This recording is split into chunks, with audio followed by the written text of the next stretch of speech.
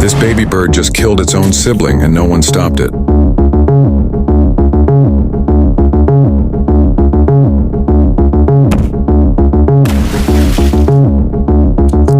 In species like the great egret and cuckoo birds, chicks hatch days apart.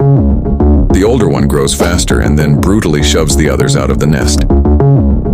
First discovered in the 1950s by ornithologists studying egrets, this brutal behavior shocked the scientific world.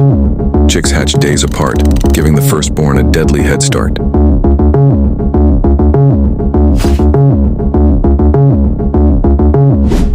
Cruel or just nature? Tell me what you think and subscribe for more jaw-dropping animal truths.